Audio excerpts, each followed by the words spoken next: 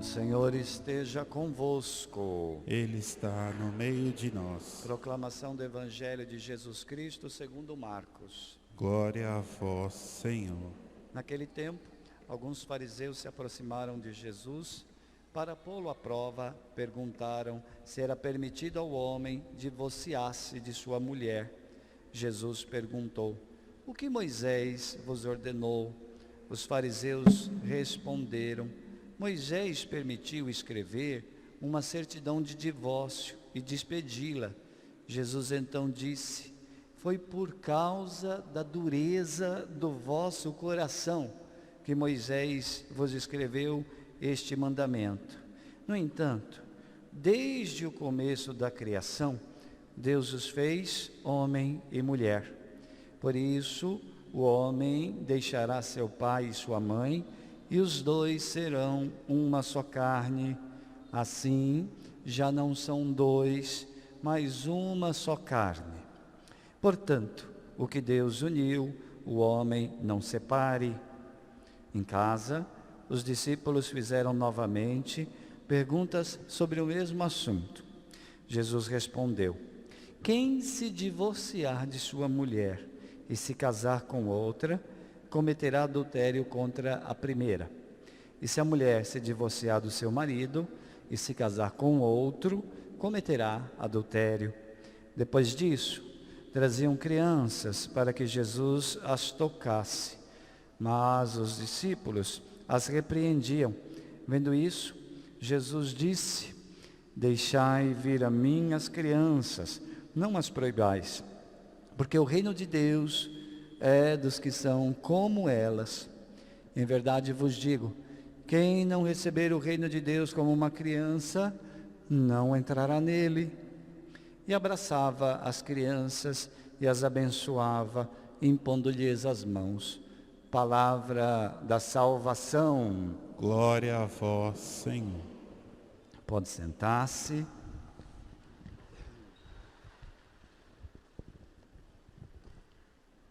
Louvado seja nosso Senhor Jesus Cristo. De um lado, a dureza de coração. Do outro lado, o amor.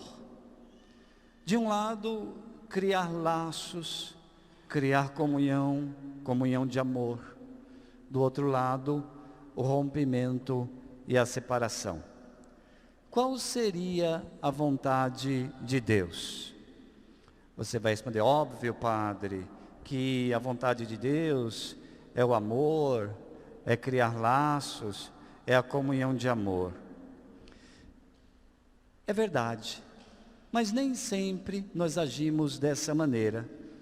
Jesus mostra neste evangelho de hoje que mesmo aqueles que se arrogavam o título de observantes, ou seja, aqueles que observavam a lei do Antigo Testamento, observavam ao pé da letra, tintim por tintim a lei, esses, em sua maioria, não estavam fazendo a vontade de Deus.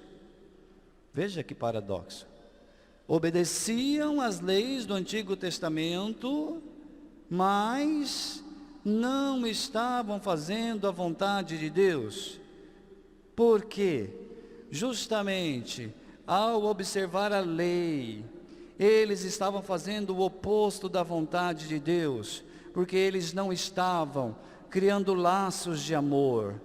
E o sinal é que eles gostavam de expulsar as mulheres de suas casas, através da lei do divórcio, alegando estarem dentro da lei, estarem cumprindo a lei. Veja aqui, contraposição, contradição. A questão que Jesus coloca então neste evangelho é a seguinte: a lei que nós estamos nos referindo, a lei do divórcio, previa que a mulher que fizesse alguma coisa vergonhosa, a mulher que fizesse isso, poderia ser mandada embora da casa e do casamento. O problema é como interpretar essa tal coisa vergonhosa que dava ao marido o direito de mandar embora a mulher de sua casa. Então havia muitas interpretações, e as mais cômodas e as mais tendenciosas eram tão laxistas, tão até vergonhosas, né? Que às vezes uma mulher que, por exemplo, deixasse a comida queimar, o homem já podia alegar que isso era uma coisa vergonhosa e podia expulsar a mulher de sua casa. Então eles achavam pretextos para qualquer coisa. E aí diziam, isso aqui é uma coisa vergonhosa, então está aqui, pode ir embora, não quero mais que você seja a minha esposa. Eles arranjavam qualquer pretexto para se divorciar da mulher, para assim poder se casar com outra. É por isso que Jesus fala que se o marido agisse assim, também ele estaria cometendo adultério. Jesus aplica a regra também ao marido. Ele diz, você vai expulsar a mulher? Então saiba que ao expulsar a mulher, a lei de Moisés serve para você também. Saiba que você também vai cometer adultério se você expulsar a sua mulher. Então perceba que Jesus está mostrando que não é correto tratar assim as coisas do matrimônio, não é correto tratar assim a esposa dentro do matrimônio. Essa não é a vontade de Deus. Não é vontade de Deus que o homem trate a mulher como um objeto que ele pode descartar, como alguém que seja inferior, como alguém que pode ser expulsa, mandada embora e sofrendo ela somente as consequências dessa decisão. A mulher mandada embora com a certidão de divórcio era mais ou menos equiparada às prostitutas. Então a mulher era tida como marginalizada uma vez divorciada. Imagine você, as gerações mais antigas já tratavam em nossa época a questão do divórcio de uma maneira vergonhosa. As mulheres divorciadas tinham vergonha de dizer que eram divorciadas. Sofriam certa discriminação por terem vivido o divórcio. Imagina naquela época, uma sociedade tão patriarcal, tão machista como nesses tempos. A mulher era totalmente marginalizada. Isso não é vontade de Deus. Deus nos criou para estabelecermos laços uns com os outros. Laços de fraternidade. É a primeira coisa a qual Deus nos chama. Nós viemos a essa vida aqui para passar por ela fazendo laços, criando laços uns com os outros. E os laços de fraternidade são os laços a qual Deus nos chama em primeiro lugar. Mas também Deus nos chama alguns para uma vida, para uma vocação matrimonial, onde os cônjuges devem criar laços de amor, de fidelidade entre si. Duas pessoas que se casam devem estar dispostas a fortalecerem laços de amor, laços de fidelidade. E esses laços envolvem compromissos, como o companheirismo, a lealdade, o carinho, a cumplicidade. Duas pessoas que se casam, que querem viver o matrimônio, naturalmente devem ter o coração aberto a essas coisas. E eu digo, se não for assim, não é da vontade de Deus. Deus não abençoa uma união onde não existam esses laços. Simples assim. Deus não abençoa uma união onde não exista laços de amor, de fidelidade e assim por diante. Pode existir a celebração mais linda, pode a igreja estar toda enfeitada, cheia de fotógrafos, cheia de câmera filmando, pode ter a maior festa depois do casamento. Se não houve laços de amor e de fidelidade, no momento em que o casamento acontece, trata-se de um casamento nulo. E como é difícil perceber que muitos casais, muitas pessoas que se casaram, sofrem tremendamente por causa disso. Uniram-se em matrimônio, mas entre eles não havia e ainda não há laços de amor. E quando acontece isso, meus irmãos, o casamento é longe daquilo que deveria ser. O casamento é apenas sofrimento. E são muitos os que descobrem essa verdade, que descobrem a verdade do seu matrimônio, que descobrem que não amam aquele cônjuge, que não é capaz de estabelecer laços de amor e fidelidade com aquela pessoa, e mesmo assim permanecem presos nesse matrimônio, achando que é da vontade de Deus.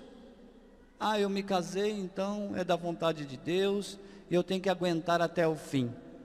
A mulher é humilhada, maltratada, às vezes agredida, e fica lá, é vontade de Deus, né? Deus, eu fui diante da igreja, diante do padre, o casamento aconteceu, o padre abençoou, então isso aqui é vontade de Deus, não é? Não, não é. Deus não pode querer que uma mulher, ou que uma das partes do matrimônio, passem dentro de uma união por tantas coisas como humilhações, que denigrem e maltratam essa pessoa. Não pode ser a vontade de Deus um casamento como esse. Queridos, se não tem amor maduro, amor verdadeiro, digo amor maduro porque às vezes a pessoa acha que ama outra quando vem diante do altar. Às vezes é motivada por atração física, mas acha que ama. E aí, um sim que a pessoa dá, um sim imaturo. Então, quando não há amor verdadeiro, quando não há verdadeiro desejo de ser fiel à outra parte, desejo e compromisso de formar uma família cristã, um matrimônio como esse não é abençoado por Deus. Eu digo a você, pode o Papa ter celebrado esse casamento, mas se não tem os laços de amor e fidelidade e etc., esse casamento não foi abençoado por Deus. O casamento só é indissolúvel quando é construído sobre o consentimento verdadeiro. O que é o consentimento? Consentimento é aquela parte do matrimônio onde o noivo expressa para a noiva e vice-versa o seu sim, que consente, que quer viver a aliança conjugal. Quando este sim não é verdadeiro, não aconteceu o vínculo matrimonial. Portanto, o casamento só é indissolúvel quando é construído sobre o consentimento verdadeiro, sem coações. O que significa sem coação? Ou você casa com a minha filha, ou eu vou te pegar. Eu vou com um revólver atrás de você, porque você engravidou ela, então agora você tem que casar. O que é isso? Coação. Ou então, eu estou grávida, então eu tenho que casar. Já que engravidei, agora então eu tenho que casar. Coação. E N outros fatores que, quando forçam uma pessoa ao momento do consentimento, significa que aquele consentimento não foi livre, não foi desejado, mas foi por força das circunstâncias, foi por influência de terceiros, qualquer coisa, mas não nasceu do coração daquela pessoa. Às vezes a pessoa até acha que é capaz de viver bem aquele matrimônio, mas não tem a verdadeira liberdade, o verdadeiro desejo de viver aquela união. Portanto, é um sim que é falho, é um sim que não é verdadeiro. Portanto, o matrimônio só é indissolúvel quando é construído sobre o consentimento verdadeiro, sem coações, com maturidade e profundamente desejado como projeto de amor. Meu irmão, minha irmã, que é casado, casada, se você vive um matrimônio e descobriu que não ama, e que talvez nunca tenha amado esse cônjuge, saiba, viver assim não é vontade de Deus. Jesus dizia no Evangelho: foi por causa da dureza do vosso coração que Moisés vos escreveu este mandamento. No entanto, desde o começo da criação, Deus os fez homem e mulher. Por isso o homem deixará seu pai e sua mãe, e os dois serão uma só carne. Assim, já não são dois, uma só carne. Portanto, o que Deus uniu, o homem não separe. Veja o projeto de Deus. Deus deseja que o casal seja como uma só carne, tão unidos que sejam com uma só carne, unidos no amor, unidos na cumplicidade, na fidelidade, no respeito. Isso é vontade de Deus. Esse é o casamento que Deus abençoa. Que os dois se complementem um ao outro e tenham uma unidade de vida capaz de durar até o fim.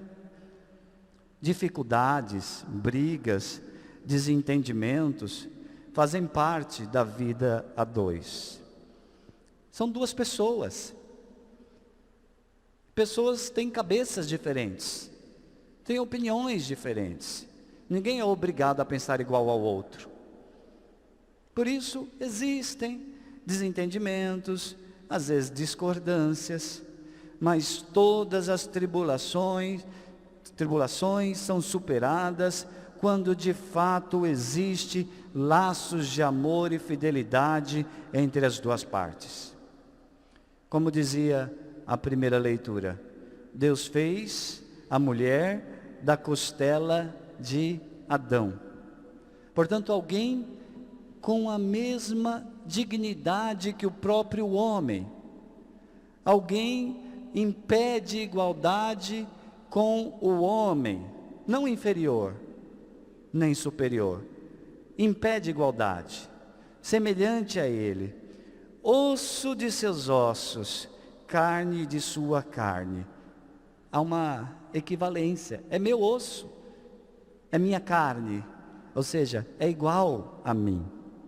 Alguém que complemente a sua vida, de modo que dois, mantendo a sua individualidade, criem uma unidade. É interessante pensar isso. São duas pessoas. Mantém a sua individualidade cada um dos dois, mas os dois juntos transformam, criam um novo cenário. Esse cenário é o cenário da unidade. Os dois que formam uma unidade. Essa é a vontade de Deus. E o que faz isso? O laço do amor. Sem o laço do amor não cria unidade. Sem o laço do amor, cria dualidade. Às vezes oposição entre as partes. Queridos, se não for dessa maneira, não é vontade de Deus. Significa que tem alguém aí com o coração duro, que tem alguém com o coração fechado ao outro. Então a grande proposta de Jesus neste Evangelho é que é preciso restaurar o matrimônio no sentido original que Deus deu desde o início. Jesus está falando para esses judeus: olha, vocês modificaram, vocês deformaram aquilo que Deus tinha criado no começo. Então vamos voltar àquilo que Deus fez, o projeto de unidade entre homem e mulher que Deus desejou desde o começo. De modo que Jesus não está questionando as regras do matrimônio. Jesus está questionando a dureza de coração daqueles que se casam. Então, você que é casado ou casada, deveria hoje se perguntar: como é que eu estou vivendo o meu matrimônio? Eu tenho criado laços de amor, de amizade, respeito, cumplicidade, lealdade, carinho com a outra parte?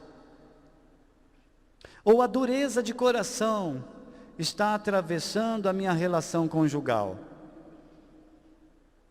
Meu irmão, minha irmã, por mais doloroso que seja, para os filhos, para os familiares, por mais doloroso que seja, quando não há esses laços de amor, a separação é a solução para o bem de ambos.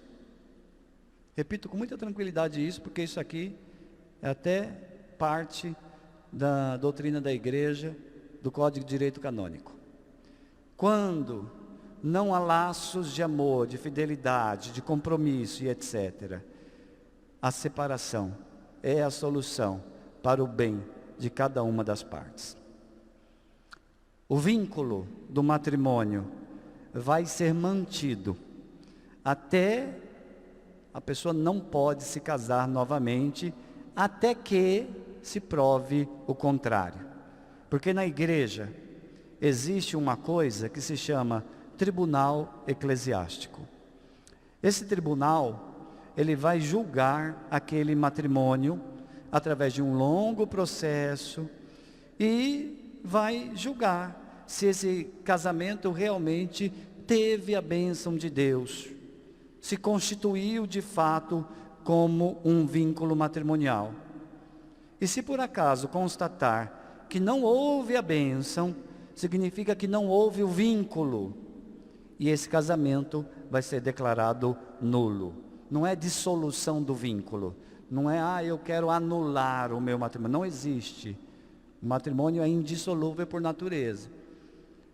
Agora, o que acontece é que as pessoas de fato não chegam a contrair o vínculo quando não tem o necessário para esse vínculo. Sendo assim, esse matrimônio, ele vai ser declarado nulo. Formar uma família, meu irmão, minha irmã, formar uma família através do matrimônio é dom de Deus, não pode ser tortura. Se é dom, não pode me agredir, não pode me fazer mal, não pode ser para mim motivo de dor. Matrimônio é dom de Deus, que se baseia sobre o amor. Sem amor, nós não somos nada. Sem amor, não é possível fazer a vontade de Deus. Numa sociedade que só pensa no prazer, às vezes só no prazer sexual, o que leva muita gente a se casar, inclusive, a palavra de Jesus nos chama ao amor, e muita gente confunde, por isso que há tantas separações. Peçamos a Deus então, que cure a dureza do nosso coração, que impede que a gente viva essa experiência de amor.